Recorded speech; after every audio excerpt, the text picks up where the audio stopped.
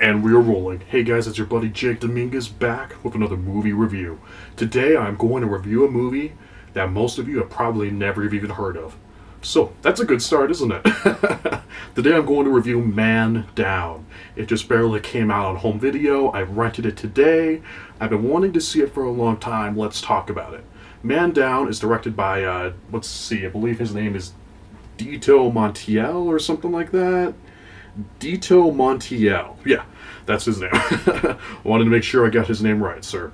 And it stars Shia LaBeouf, Gary Oldman, Courtney, and Kate Mara. Yeah, huge cast.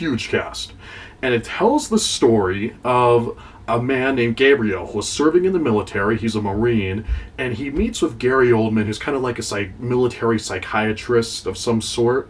I don't know the exact title. And he meets with him to discuss a really horrible accident that happened while Shia LaBeouf's character Gabriel was serving in Afghanistan, and to talk about his life. And crazy things happen, and let's just say Gabriel, as played by Shia LaBeouf, has had a really hard life, and that's about all I want to say. I don't want to give too much of the plot away from this movie, mostly because that's pretty much how it was marketed, and this is the kind of film you want to go into with as less information as possible. So, this movie premiered at the Venice International Film Festival in September of 2015. And despite that massive cast of these big famous actors, it didn't immediately get picked up. Lionsgate basically released it in theaters of December of 2016. It was barely released, and it just barely came out on home video. Montiel has directed some pretty big movies, like Fighting and that sort of thing, and this is a massive cast, and most people probably don't know it exists. It got really slammed, it got bad reviews at all the film festivals in which it premiered, and when it was basically secretly kind of slid into theaters. And not a lot of people even know this film exists. I've talked to them about it. I mean, these are big stars, and they're just almost hiding this film almost. I mean, they're barely releasing it. But I was interested in seeing it, mostly because the plot in itself seemed interesting. And I am a big fan of Shia LaBeouf. When he's not doing his crazy James Franco-like art projects and installations and stuff like that, which are interesting in and above himself. I'm not criticizing that. But he's actually one of my favorite actors. He is a really talented actor. And right off the bat, the biggest positive this movie has going for it is Shia LaBeouf. He is great in this movie. He is giving it his all. It's a very nuanced performance. He is just excellent the entire time. In the film, he has a son, and his chemistry with him and his son in this film is excellent.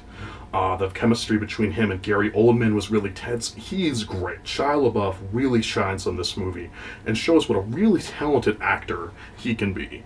Unfortunately, he is probably the greatest part in an otherwise just kind of okay, interesting film.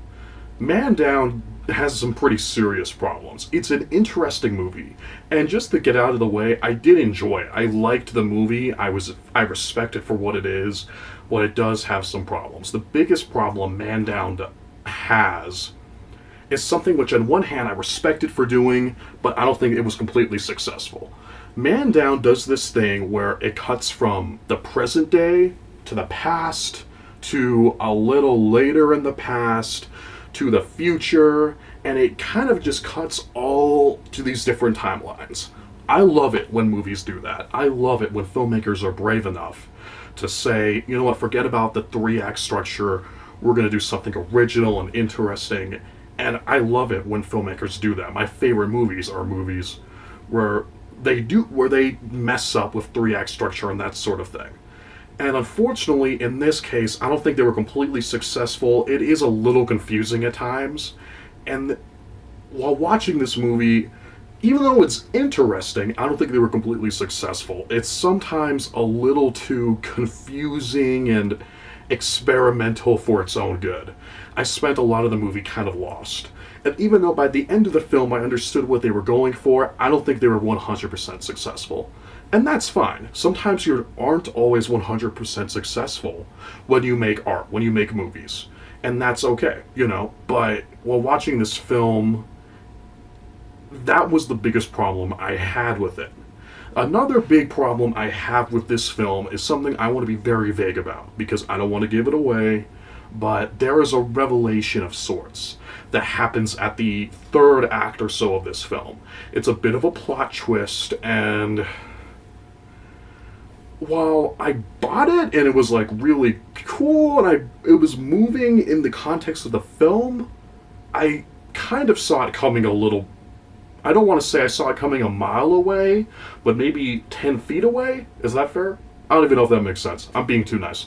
I just saw it coming. It's a little predictable. It's a little obvious. And it's one of those things where when it happens, you're like, oh, cool. What a cool plot twist. What a cool development. I like that. But then you start thinking about it. And it's like, wow, that doesn't really make sense. Like, it leaves some loose ends. And they weren't completely 100% successful in doing that off. But this is a pretty flawed movie, but at the same time, I did like it. I respected it for what it was. Gary Oldman is in this film, and he is really strong in very limited screen time. The scenes between him and Shia LaBeouf's character is pretty darn intense. I was interested. I wanted to see what happened next. I listened to a little bit of the audio commentary of the DVD, and apparently they shot all of his scenes in one day or something like that, which is pretty interesting and makes it all the more impressive. But he's great.